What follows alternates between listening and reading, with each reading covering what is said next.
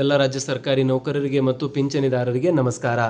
ಸ್ನೇಹಿತರೆ, ಇವತ್ತಿನ ಒಂದು ವಿಡಿಯೋದಲ್ಲಿ ಸರ್ಕಾರಿ ನೌಕರರಿಗೆ ಒಂದು ಇಂಪಾರ್ಟೆಂಟ್ ಆಗಿರುವಂಥ ಅಪ್ಡೇಟ್ ಬರ್ತಾ ಇರುವಂಥದ್ದು, ಕೇಂದ್ರ ಮಾದರಿ ವೇತನ ರಾಜ್ಯ ಸರ್ಕಾರಿ ನೌಕರರಿಗೆ ನೀಡಲಾಗುವುದು ಅಂತ ಇತ್ತೀಚಿನ ಒಂದು ಸಮಾರಂಭದಲ್ಲಿ ಹಾಗೂ ಒಂದು ಡಿ ಕೆ ಶಿವಕುಮಾರ್ ಅವರು ಕೂಡ ಈ ಒಂದು ಮಾಹಿತಿಯನ್ನು ನೀಡಿದ್ದಾರೆ. ಸೊ ಹಾಗಾಗಿ ಕೇಂದ್ರ ಸರ್ಕಾರಿ ನೌಕರರು ಮತ್ತು ರಾಜ್ಯ ಸರ್ಕಾರಿ ನೌಕರರ ವೇತನದಲ್ಲಿ ಯಾವ ರೀತಿಯಾದಂಥ ಡಿಫರೆನ್ಸ್ ಇದೆ, ಕೇಂದ್ರ ಸರ್ಕಾರಿ ನೌಕರರಿಗೆ ಎಷ್ಟು ಜಾಸ್ತಿ ಸಂಬಳ ಸಿಗುತ್ತೆ ಕಂಪೇರ್ ಟು ರಾಜ್ಯ ಸರ್ಕಾರಿ ನೌಕರರು, ಇದರಿಂದ ಯಾವ ರೀತಿಯಾದಂಥ ಒಂದು ಲಾಭ ಕೇಂದ್ರ ನೌಕರರಿಗಿದೆ, ಇದರಿಂದ ಯಾವ ರೀತಿಯಾದಂಥ ಒಂದು ನಷ್ಟ ರಾಜ್ಯ ಸರ್ಕಾರಿ ನೌಕರರಿಗಿದೆ ಅಂತ ಇವತ್ತಿನ ಒಂದು ವಿಡಿಯೋದಲ್ಲಿ ನಾವು ತಿಳಿದುಕೊಳ್ಳೋಣ. ಸೊ ಹಾಗಾಗಿ ವಿಡಿಯೋನ ಕೊನೆವರೆಗೂ ನೋಡಿ ಆ್ಯಂಡ್ ಚಾನಲ್ನ ಇನ್ನೂ ಸಬ್ಸ್ಕ್ರೈಬ್ ಆಗಿಲ್ಲ ಅಂದರೆ ದಯವಿಟ್ಟು ಸಬ್ಸ್ಕ್ರೈಬ್ ಮಾಡ್ಕೊಳ್ಳಿ. ಸರ್ಕಾರಿ ನೌಕರರು ಮತ್ತು ಪಿಂಚಣಿದಾರರಿಗೆ ಉಪಯುಕ್ತವಾಗಿರುವಂಥ ಮಾಹಿತಿಯನ್ನು ನಾವು ನೀಡ್ತಾ ಇರ್ತೇವೆ.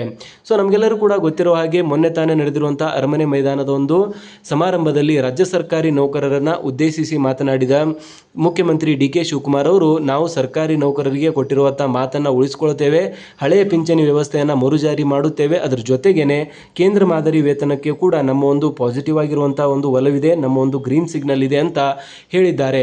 ಆ ಒಂದು ನಿಟ್ಟಿನಲ್ಲಿ ರಾಜ್ಯ ಸರ್ಕಾರಿ ನೌಕರ ಸಂಘದ ಅಧ್ಯಕ್ಷರಾಗಿರುವಂಥ ಷಡಕ್ಷರಿ ಅವರು ಕೂಡ, ನಾವು ಯಾವುದೇ ಕಾರಣಕ್ಕೂ ಕೇಂದ್ರ ಮಾದರಿ ವೇತನವನ್ನು ಪಡೆಯುವವರೆಗೂ ನಿಲ್ಲೋದಿಲ್ಲ, ಇದಕ್ಕೆ ಹೋರಾಟವನ್ನು ಕೂಡ ಮಾಡೋದಾದರೂ ಸಹಿ ಅಂತ ಹೇಳಿದ್ದಾರೆ. ಸೊ ಹಾಗಾಗಿ ಕೇಂದ್ರ ಮಾದರಿ ವೇತನ ಇಂದಲ್ಲ ನಾಳೆ ಬಂದೇ ಬರುತ್ತೆ. ಆ ಒಂದು ನಿಟ್ಟಿನಲ್ಲಿ ರಾಜ್ಯ ಸರ್ಕಾರಿ ನೌಕರರ ಒಂದು ಏನು ಪರಿಶ್ರಮ ಇದೆ, ಹೋರಾಟ ಇದೆ, ಅದು ಮುಂದುವರೆದಿದೆ. ಸೊ ಆ ಒಂದು ಸಮಯದಲ್ಲಿಯೇ ರಾಜ್ಯ ಸರ್ಕಾರಿ ನೌಕರರ ವಲಯದಲ್ಲಿ ಈ ಒಂದು ವಿಷಯದ ಮೇಲೆ ತುಂಬಾ ಜಾಸ್ತಿ ಚರ್ಚೆ ಆಗ್ತಾ ಇರುವಂಥದ್ದು. ಕೆಲವೊಂದಿಷ್ಟು ಜನ ಕಮೆಂಟ್ ಮಾಡ್ತಾ ಇದ್ರು, ಕೇಂದ್ರ ಮತ್ತು ರಾಜ್ಯ ಸರ್ಕಾರಿ ನೌಕರರ ಮಧ್ಯೆ ಎಕ್ಸಾಕ್ಟ್ಲಿ ಸಂಬಳದಲ್ಲಿ ಯಾವ ರೀತಿಯಾದಂಥ ಡಿಫರೆನ್ಸ್ ಇದೆ ಅಂತ ಕೇಳ್ತಾ ಇದ್ರು. ಅದಕ್ಕೆ ಸಂಬಂಧಿಸಿದಂತೆ ಒಂದು ಇಂಪಾರ್ಟೆಂಟ್ ಆಗಿರುವಂತಹ ಚಾರ್ಟನ್ನು ಇಲ್ಲಿ ನಾವು ಪ್ರಿಪೇರ್ ಮಾಡಿದ್ದೇವೆ. ಸೊ ಹಾಗಾಗಿ ವಿಡಿಯೋನ ನೀವು ಕೊನೆವರೆಗೂ ನೋಡಿದ್ರೆ ಸಂಪೂರ್ಣವಾಗಿರುವಂಥ ಮಾಹಿತಿ ನಿಮಗೆ ಅರ್ಥ ಆಗಲಿದೆ. All right.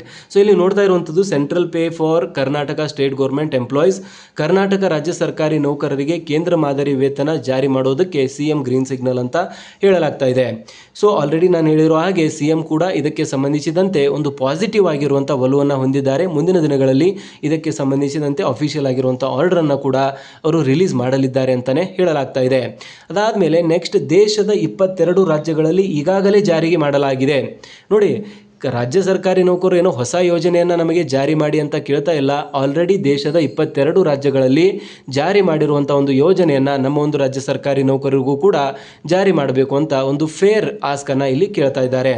ಇದಾದ ಮೇಲೆ ಕಡುಬಡವ ರಾಜ್ಯವಾಗಿರುವಂಥ ಬಿಹಾರದಂಥ ರಾಜ್ಯದಲ್ಲಿಯೂ ಕೂಡ ಈ ಒಂದು ಕೇಂದ್ರ ಮಾದರಿ ವೇತನವನ್ನು ಜಾರಿ ಮಾಡಲಾಗಿದೆ.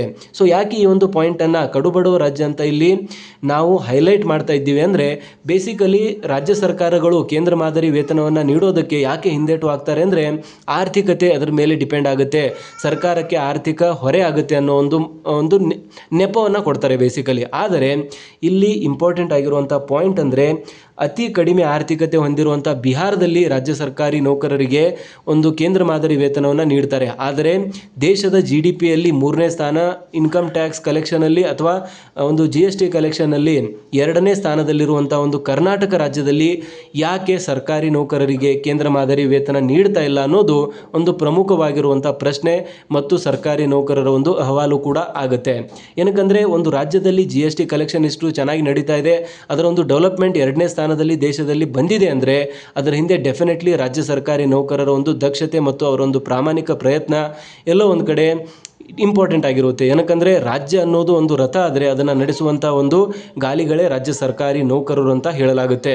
ಏನಕ್ಕಂದರೆ, ಪ್ರತಿಯೊಬ್ಬ ಸಾರ್ವಜನಿಕನ ಕುಂದುಕೊರತೆಗಳನ್ನು ಸರ್ಕಾರಕ್ಕೆ ತಲುಪಿಸುವುದು ಮತ್ತು ಸರ್ಕಾರದಿಂದ ಬಂದಿರುವಂಥ ಎಲ್ಲ ಯೋಜನೆಗಳನ್ನು ಒಂದು ರಾಜ್ಯದ ತುಟ್ಟ ತುದಿಯ ಒಂದು ವ್ಯಕ್ತಿಗೆ ಒಬ್ಬ ಪ್ರಾಮಾಣಿಕವಾಗಿರುವಂಥ ಒಂದು ಪ್ರಯತ್ನದೊಂದಿಗೆ ಸಾರ್ವಜನಿಕರಿಗೆ ತಲುಪಿಸುವಂಥ ಒಂದು ಪ್ರಯತ್ನವನ್ನು ರಾಜ್ಯ ಸರ್ಕಾರಿ ನೌಕರರು ಮಾಡ್ತಾರೆ. ಸೊ ಹಾಗಾಗಿ ರಾಜ್ಯ ಸರ್ಕಾರಿ ನೌಕರರು ಆರ್ಥಿಕವಾಗಿ ಸಮೃದ್ಧರಾಗಿದ್ದರೆ ರಾಜ್ಯದ ಒಂದು ಪ್ರಗತಿಯೂ ಕೂಡ ಚೆನ್ನಾಗಿ ಆಗುತ್ತೆ ಅಂತ ಹೇಳಲಾಗುತ್ತೆ. ಸೊ ಹಾಗಾಗಿ ರಾಜ್ಯದಂಥ ಒಂದು ಬಿಹಾರದಂಥ ರಾಜ್ಯಗಳಲ್ಲಿ ಜಾರಿ ಮಾಡಿರುವಂಥ ಯೋಜನೆ ಕರ್ನಾಟಕ ರಾಜ್ಯದಲ್ಲಿ ಯಾಕೆ ಜಾರಿ ಮಾಡ್ತಾ ಇಲ್ಲ ಅನ್ನೋದು ರಾಜ್ಯ ಸರ್ಕಾರಿ ನೌಕರರ ಒಂದು ಆಕ್ರೋಶವಾಗಿದೆ. ಅದಾದಮೇಲೆ ಇಲ್ಲೊಂದು ಓವರಾಲ್ ಆಗಿ ನೀವು ಕಂಪೇರ್ ಮಾಡಿದ್ರೆ ರಾಜ್ಯ ಮತ್ತು ಕೇಂದ್ರ ಸರ್ಕಾರಿ ನೌಕರರ ಮಧ್ಯೆ ಎಷ್ಟು ಡಿಫ್ರೆನ್ಸ್ ಇರುತ್ತೆ ವೇತನದಲ್ಲಿ ಅಂದರೆ ಅರೌಂಡ್ 30% ಇರುತ್ತೆ. ಸೊ ಇದರಲ್ಲಿ ಕೆಲವೊಂದಿಷ್ಟು ಪಾಯಿಂಟ್ಸ್ಗಳನ್ನು ನಾವು ಕನ್ಸಿಡರ್ ಮಾಡಿ ನಿಮಗೆ ಇಲ್ಲಿ ಎಕ್ಸ್ಪ್ಲೇನ್ ಮಾಡೋದಕ್ಕೆ ಟ್ರೈ ಮಾಡಿದ್ದೇವೆ ನೋಡಿ. ಸೊ ಕೇಂದ್ರ ಸರ್ಕಾರಿ ನೌಕರರು ಈ ಕಡೆ ರಾಜ್ಯ ಸರ್ಕಾರಿ ನೌಕರರೊಂದು ಡೇಟಾ ಈ ಕಡೆ ಇದೆ. ಸೊ ಇನ್ ಟರ್ಮ್ಸ್ ಆಫ್ ಮೊಟ್ಟ ಮೊದಲನೇದಾಗಿ 7th ಪೇನ ನೀವು ನೋಡಿದ್ರೆ 2016ರಲ್ಲಿ ಕೇಂದ್ರ ನೌಕರರಿಗೆ 7th ಪೇನ ನೀಡಲಾಗಿತ್ತು. ಬಟ್ ರಾಜ್ಯ ಸರ್ಕಾರಿ ನೌಕರರಿಗೆ 2024ರ ಆಗಸ್ಟ್ನಲ್ಲಿ 7ನೇ ವೇತನ ಆಯೋಗ ಸಿಕ್ತು. ಸೊ ಇಲ್ಲಿಂದ ನಿಯರ್ಲಿ 4 ವರ್ಷ ಈ ಕಡೆ 8 ವರ್ಷ ಲೇಟ್ ಆಗಿರುವಂಥದ್ದು ಕಂಪೇರ್ ಟು ಕೇಂದ್ರ ಸರ್ಕಾರಿ ನೌಕರರು. ಅಂದರೆ ಇವರಿಗೆ 8 ವರ್ಷಗಳ ಹಿಂದೆ ಸ್ಯಾಲ್ರಿ ಇನ್ಕ್ರೀಸ್ ಆಗಿದೆ, ಆದರೆ ರಾಜ್ಯ ಸರ್ಕಾರಿ ನೌಕರರಿಗೆ 8 ವರ್ಷ ಲೇಟ್ ಆಯಿತು ಸ್ಯಾಲ್ರಿ ಇನ್ಕ್ರೀಸ್ ಆಗೋದಕ್ಕೆ. ಅದೇ ರೀತಿಯಾಗಿ ಇವಾಗ 8th ಪೇ ಕಮಿಷನ್ ನೀವು ನೋಡ್ತಾ ಇದ್ದೀರಾ, ಆಲ್ರೆಡಿ 8th ಪೇ ಕಮಿಟಿಯನ್ನು ರಚನೆ ಮಾಡಲಾಗಿದೆ. ರಂಜನಾ ದೇಸಾಯಿ ಅವರ ಒಂದು ಅಧ್ಯಕ್ಷತೆಯಲ್ಲಿ ಆ ಒಂದು ಕಮಿಟಿಗೆ 18 ತಿಂಗಳ ಸಮಯಾವಕಾಶವನ್ನು ಆಲ್ರೆಡಿ ನೀಡಲಾಗಿದ್ದು 2027ರಲ್ಲಿ ಕೇಂದ್ರ ಸರ್ಕಾರಿ ನೌಕರರಿಗೆ 8ನೇ ವೇತನ ಆಯೋಗವನ್ನು ನೀಡೋದಕ್ಕೆ ಸಂಪೂರ್ಣ ಸಕಲ ಸಿದ್ಧತೆಗಳನ್ನು ಮಾಡಿಕೊಳ್ಳಲಾಗಿದೆ. ಆದರೆ ರಾಜ್ಯ ಸರ್ಕಾರಿ ನೌಕರರಿಗೆ ಅದೇ 8ನೇ ವೇತನ ಆಯೋಗ ಸಿಗೋದಕ್ಕೆ ಇನ್ನೂ ಹಲವಾರು ವರ್ಷಗಳು ಬೇಕಾಗುತ್ತೆ. ಮೇ ಬಿ 2032ರಲ್ಲಿ ಏನಾದರೂ ರಾಜ್ಯ ಸರ್ಕಾರಿ ನೌಕರರಿಗೆ 8ನೇ ವೇತನ ಆಯೋಗದ ಒಂದು ಹಾದಿ ಸುಗಮವಾಗಬಹುದು. ಸೊ ಅದರ ಅರ್ಥ ಇವಾಗ ಸಿಗ್ತಾ ಇರುವಂಥ ವೇತನ ಏರಿಕೆ, ಇವರಿಗೆ ಸಿಗ್ತಾ ಇರುವಂಥ ವೇತನ ಏರಿಕೆ ರಾಜ್ಯ ಸರ್ಕಾರಿ ನೌಕರರಿಗೆ 10 ವರ್ಷಗಳ ನಂತರ ಸಿಗುತ್ತದೆ. ಇಲ್ಲಿಯೂ ಕೂಡ ಎಷ್ಟು ದೊಡ್ಡ ಅನ್ಯಾಯ ಆಗ್ತಾ ಇರುವಂಥದ್ದು ನಿಮಗೆ ಕ್ಲಿಯರ್ ಆಗಿ ಕಾಣಿಸ್ತಾ ಇದೆ. ಇದಾದ ಮೇಲೆ ಒಂದಿಷ್ಟು ಬೇಸಿಕ್ DA HRA ಮತ್ತು TA ನ ಕಂಪ್ಯಾರಿಸನ್ ನಾವು ಮಾಡಿದ್ದೇವೆ. ಸೊ ಇದರಲ್ಲಿ ನೋಡ್ತಾ ಇರುವಂಥದ್ದು ಬೇಸಿಕ್ 18,000 ಇದೆ ಕೇಂದ್ರ ನೌಕರರಿಗೆ, ರಾಜ್ಯ ನೌಕರರಿಗೆ 27,000 ಇದೆ. ಇಲ್ಲಿ ನೀವು ಕನ್ಫ್ಯೂಸ್ ಆಗಬೇಡಿ, ಕೇಂದ್ರಕ್ಕೆ ಕಂಪೇರ್ ಮಾಡಿದ್ರೆ ರಾಜ್ಯ ಸರ್ಕಾರಿ ನೌಕರಿಗೆ ಜಾಸ್ತಿ ಇದೆ ಅಂತ ಅನ್ಕೊಳ್ಬೇಡಿ. ಏನಕ್ಕಂದರೆ ಇದು ರೀಸೆಂಟಾಗಿ 7ನೇ ವೇತನ ಆಯೋಗದಿಂದ 27,000ಕ್ಕೆ ಏರಿಕೆ ಆಗಿದೆ. ಬಟ್ ಕೇಂದ್ರ ನೌಕರರಿಗೆ ಇವಾಗ 8ನೇ ವೇತನ ಆಯೋಗ ಜಾರಿ ಆಗ್ತಾ ಇದ್ದು ಅದರಲ್ಲಿ 74,000 ಬೇಸಿಕ್ ಬರ್ತಾ ಇದೆ. ಹೊಸ ಒಂದು ಬೇಸಿಕ್ ಎಷ್ಟಾಗ್ತಾ ಇದೆ 74,000. ನಮ್ಮ ಒಂದು ರಾಜ್ಯ ಸರ್ಕಾರಿ ನೌಕರಿಗೆ ಬರೀ 27,000 ಕಂಪೇರ್ ಟು 74. ಸೊ 2-3 ಪಟ್ಟು ಜಾಸ್ತಿ ಅವರಿಗೆ ಬೇಸಿಕ್ ಬರ್ತಾ ಇರುವಂಥದ್ದು in the 8th pay commission. 3.83ನ ಒಂದು ಫಿಟ್ಮೆಂಟ್ ಸಿಕ್ಕರೆ ಕೇಂದ್ರ ಸರ್ಕಾರಿ ನೌಕರರ ಒಂದು ಬೇಸಿಕ್ 74,000 ಆಗಲಿದೆ ಅಂತ ಹೇಳಲಾಗ್ತಾ ಇದೆ. ಸೊ ಇದಾದಮೇಲೆ ನೆಕ್ಸ್ಟ್ DA ಬಂದುಬಿಟ್ಟು 10,800 ರೂಪಾಯಿ ಇದೆ. That is 60% of the basic ಈ ಒಂದು ಬೇಸಿಕ್ಗೆ. ಸೊ DA ಬಂದುಬಿಟ್ಟು 60% ಇದೆ. ಆದರೆ ರಾಜ್ಯ ಸರ್ಕಾರಿ ನೌಕರಿಗೆ ಬರೀ 15.75% ಮಾತ್ರ DA ಇವಾಗ ಸಿಗ್ತಾ ಇರುವಂಥದ್ದು. HRA ಬಂದುಬಿಟ್ಟು 30% ಇದೆ, ಅದು 5,400 ರೂಪಾಯಿ ಆಗುತ್ತೆ ಈ ಒಂದು ಬೇಸಿಕ್ಗೆ. ನಮ್ಮ ಒಂದು ರಾಜ್ಯ ಸರ್ಕಾರಿ ನೌಕರರಿಗೆ ಬರೀ 24% DA HRA ಸಿಗ್ತಾ ಇರುವಂಥದ್ದು. ಇದು ಮೆಟ್ರೋಪಾಲಿಟನ್ ಸಿಟೀಸಲ್ಲಿ ನಾವು ಕಂಪೇರ್ ಮಾಡ್ತಾ ಇರುವಂಥದ್ದು, ಅದು 6,480 ರೂಪಾಯಿ ಮಾತ್ರ ಇಲ್ಲೇ ಆಗ್ತಾ ಇರುವಂಥದ್ದು. ಇದಾದ ಮೇಲೆ TA ಬಂದುಬಿಟ್ಟು 2,160 ರೂಪಾಯಿ ಸಿಗ್ತಾ ಇದೆ, ಅದು DAಗೆ ಲಿಂಕ್ಡ್ ಇದೆ. ಬಟ್ ರಾಜ್ಯ ಸರ್ಕಾರಿ ನೌಕರರಿಗೆ ಫಿಕ್ಸ್ಡ್ ಸಿಗ್ತಾ ಇರುವಂಥದ್ದು ಬರೀ 1,600 ರೂಪಾಯಿ ಮಾತ್ರ, ಅದು ಕೂಡ ಫಿಕ್ಸ್ ಇದೆ. ಅಂದರೆ ಟೈಮ್ ಟು ಟೈಮ್ ಇದು ಇನ್ಕ್ರೀಸ್ ಆಗಲ್ಲ. ಬಟ್ ಇದು DAಗೆ ಲಿಂಕ್ ಇರೋದ್ರಿಂದ ಪ್ರತಿ ವರ್ಷ 2 ಬಾರಿ DA ಇನ್ಕ್ರೀಸ್ ಆದಾಗ ಕೇಂದ್ರ ನೌಕರರ TA ಕೂಡ ಇನ್ಕ್ರೀಸ್ ಆಗ್ತಾ ಇರುವಂಥದ್ದು ಕೇಂದ್ರ ಸರ್ಕಾರಿ ನೌಕರರಿಗೆ ತುಂಬಾ ಜಾಸ್ತಿ ಅಡ್ವಾಂಟೇಜ್ ಇಲ್ಲಿ ಇರುವಂಥದ್ದು ಕ್ಲಿಯರ್ ಆಗಿ ಕಾಣಿಸ್ತಾ ಇದೆ. ಸೊ ಹಾಗಾಗಿ ರಾಜ್ಯ ಸರ್ಕಾರಿ ನೌಕರರಿಗೆ ಕಂಪೇರ್ ಮಾಡಿದ್ರೆ ಕೇಂದ್ರ ಸರ್ಕಾರಿ ನೌಕರರಿಗೆ ಹಲವಾರು ಆಯಾಮಗಳಲ್ಲಿ ಹೆಚ್ಚಿನ ಒಂದು ಸಂಬಳ ಆಗಿರ್ಬೋದು, ಹೆಚ್ಚಿನ ಒಂದು ಭತ್ಯೆಗಳಾಗಿರ್ಬೋದು, ಎಲ್ಲವೂ ಕೂಡ ಜಾಸ್ತಿ ಇರೋದರಿಂದ ಸಂಬಳ ಏರಿಕೆ ಟೈಮ್ ಟು ಟೈಮ್ ಆಗಿರ್ಬೋದು. ಮತ್ತು DA ಕೂಡ ನೀವು ನೋಡಿರ್ತೀರ, ಕೇಂದ್ರ ಸರ್ಕಾರಕ್ಕೆ 3% ನೀಡಿದ್ರೆ ರಾಜ್ಯ ಸರ್ಕಾರಿ ನೌಕರಿಗೆ 2% ಮಾತ್ರ ನೀಡಲಾಗುತ್ತೆ.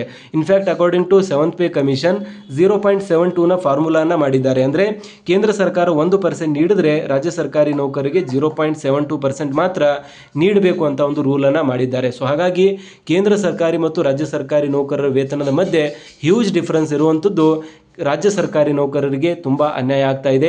ಈ ಒಂದು ಅನ್ಯಾಯವನ್ನು ಸರಿಪಡಿಸೋದಕ್ಕೆ ಕೇಂದ್ರ ಮಾದರಿ ವೇತನ ಜಾರಿ ಬರಲೇಬೇಕು ಅಂತ ರಾಜ್ಯ ಸರ್ಕಾರಿ ನೌಕರರು ಪಟ್ಟನ್ನು ಹಿಡಿದಿದ್ದಾರೆ. ಸೊ ಇದ್ರ ಬಗ್ಗೆ ನಿಮಗೆ ಅನಿಸುತ್ತೆ ದಯವಿಟ್ಟು ಕಮೆಂಟಲ್ಲಿ ತಿಳಿಸಿ. ಆಲ್ರೆಡಿ ರಾಜ್ಯಾಧ್ಯಕ್ಷರಾಗಿರುವಂಥ ಷಡಕ್ಷರಿ ಅವರು ಹೇಳಿದ್ದಾರೆ, ಕೇಂದ್ರ ಮಾದರಿ ವೇತನ ಸಿಗುವವರೆಗೆ ನಾವು ಯಾವುದೇ ರೀತಿಯಾಗಿ ಸುಮ್ಮನಿರೋದಿಲ್ಲ ಅಂತ.